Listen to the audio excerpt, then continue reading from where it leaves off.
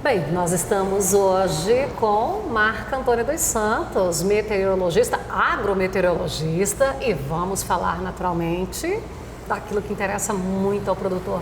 Marco Antônio, bom dia. Bom dia, tudo bem? Tudo bem, um prazer mais uma vez. Bom, já vamos aproveitar e te agradecer pela sua disponibilidade em participar sempre no Sucesso no Campo, mandando as previsões aí semanalmente para nós. Eu que agradeço, é sempre um prazer falar com vocês, mandando esses vídeos que a gente... Pena que eu não posso participar, né, ao vivo toda semana, mas é um grande prazer estar aqui sempre colaborando com vocês. Bom, e naturalmente que o nosso produtor rural fica muito feliz com essas informações. Nem sempre a informação é a que ele queria, mas ele precisa tê-la. E espero que está sendo assertiva também, né? Olha, de um modo geral, pelo menos naquilo que a gente está lembrando, tem acertado bastante, porque Marco Antônio falou muito das chuvas que chegariam de formas isoladas. Inclusive, aqui em Rio Verde, teve áreas que precisou ser replantada, porque a chuva chegou numa e não chegou na outra. Isso mesmo. E agora, nesse janeiro? Porque nós entramos no 1º de janeiro, parece que houve assim, uma barreira. 1º de janeiro começou aquela chuva, igual aquele tempinho antigo, preguiçoso, aquela chuvinha mansa, vai ser assim ainda? Vai. O janeiro desse ano tem tudo para ser um janeiro muito diferente do que foi 2015, né? Se o produtor que está nos assistindo agora recordar, 2015 foi extremamente seco, né, Fabeli? Muito seco. Esse ano não, esse ano vai ser diferente. Tem alguém que não esqueceu, foi o produtor. Isso é uma verdade. E eu também, que, né? E aí, esse ano não, esse ano as chuvas continuarão. Temos bastante chuvas agora no mês de janeiro. Provavelmente o mês vai fechar com chuvas acima da média, porque até agora sempre foram chuvas abaixo da média, tirando uma ou outra propriedade em particular, mas de um modo geral toda a região até agora chuvas abaixo da média. Então janeiro tem tudo para ser com chuvas acima da média e fevereiro também.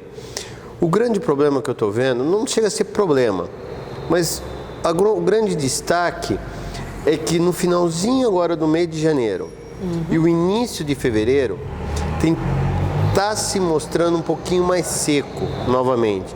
Poderemos ter sim uma pequena estiagem no final de janeiro e início de fevereiro. Isso quer dizer que nós vamos agradar a uns e desagradar a outros, porque aquele que já estiver com a soja no ponto de colheita... Perfeito. Está feliz. Agora, aquele que está precisando daquela umidade para o enchimento de grão, para aquela finalização, pode Olha, ter eu acho assim que não vai ser uma dificuldade. Não, porque é o seguinte, eu acho que vai ocorrer chuvas. Muito parecido com o que estava ocorrendo lá na primavera, aquelas chuvas irregulares, né, chuvas isoladas. Chove hoje, de repente fica uma semana sem chuva. Chove num lugar, não chove no outro, mas de uma certa forma não vai ser uma estiagem igual a de 2015, né, que foi extremamente seco para todo mundo. Foi estiagem mesmo, foi uma seca mesmo, né? Esse ano não, a gente vai ter um período de chuvas novamente irregulares, que deve demorar no máximo 2 semanas, a finalzinho de janeiro, início de fevereiro ali, até vai coincidir com o carnaval, então acho que o carnaval vai ser seco. Mas para quem está colhendo é uma boa, como você bem disse, Fabiola. E talvez para aquele que ainda está em período de florescimento, uma soja mais tardia, ou enchimento de grão, pode sim afetar, mas não tanto como foi 2015. Essa é a boa notícia que eu vim aqui dar para o pessoal. Bom, e agora falando assim, parece, assim, pelo menos pelo meu raciocínio de leiga, o que eu fico a entender? Que com a umidade que a gente vai ter no solo, esse período aí não vai ser o suficiente para trazer um estresse hídrico para a planta. Até para aquele milho que estiver nascendo, ele vai tolerar passar essa... Sim, eu acho que vai ser uma boa, até para o plantio de milho também, para o milho que já foi plantado, que vai ser plantado ao longo de janeiro, não é uma condição tão desfavorável. Esse ano nós estamos com um El Niño extremamente forte, como a gente vinha comentando ao longo dos programas. Desde quando começou a safra eu já venho falando desse El Niño, né, que ia ser um dos mais fortes e realmente está se confirmando um dos mais fortes dos últimos anos, ou até mesmo da história.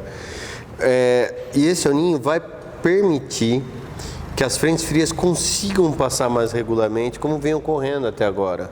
E aí, a passagem dessas frentes frias vão permitir que você tenha chuvas e não aquela estiagem igual a de 2015. Bom, então a gente deve ter umas chuvas mais distribuídas. Sim, até porque mesmo que você tenha o final de janeiro com poucas chuvas e o começo de fevereiro também com poucas chuvas, a tendência é que a partir da segunda quinzena de fevereiro volta a chover bem. Tá? E isso também me preocupa um pouquinho, que pode chover bastante no final de fevereiro, aí atrapalhar um pouco a colheita. Que seria aquele momento maior, o auge da colheita. Porque como todo mundo atrasou esse ano por conta do clima, acho que 60% da safra brasileira vai ser colhida entre o final de fevereiro e início de março. E talvez seja um período um pouco mais chuvoso. Aí o produtor fica preocupado assim, como está chovendo bem em janeiro, ele tem medo que daí vá cortar a chuva mais cedo. Tem essa previsão? Não, esse ano não corta. Apesar de você estar com El Niño, em anos de El Niño você tem um corte mais cedo das chuvas, como aconteceu em 2010, né, que foi o último grande El Niño que nós tivemos. Esse ano não. Esse ano você está com um enfraquecimento do El Niño muito acentuado. Então há uma tendência que a chuva se prolongue novamente esse ano, mas não como foi 2015, deixa bem claro isso daqui, que o produtor está mal, não, igual foi o ano passado, 2015, que a chuva se estendeu, choveu... Plantou milho em abril e ele produziu muito bem. Né? Teve gente me ligando no dia 20 de março querendo plantar mais, eu falei, pode plantar que as chuvas vão persistir, vai chover bem. Esse ano não, esse ano chove bem no começo de abril. Há uma tendência que na segunda quinzena de abril corte um pouquinho as chuvas e ela retorna em maio. Bom, então, não é um ano de ficar fazendo grandes apostas. Eu sei que muita gente, pelo calendário que ele fez, né, que ele foi obrigado a fazer, não que ele fez, ele foi obrigado a fazer, ele vai plantar dentro de março. Isso é um fato, não só aqui para a região de Jataí, Rio Verde, ou para o sudoeste goiano, mas todo o centro-oeste, sudeste, tá? Mesmo em algumas... vai plantar em março, vai entrar março plantando milho. Só que tome cuidado, vamos mais perto, a gente vai estar nos programas falando dessas previsões, e eu vou acentuar muito bem isso, né? Então, mas eu acho que plantios até dia 5, 10 de março ainda estão garantidos. Depois disso tem que tomar um pouco de cuidado. Bom, o Lima já está sinalizando ali para a gente encerrar, mas eu ainda quero esticar aqui só um pouquinho, rapidinho.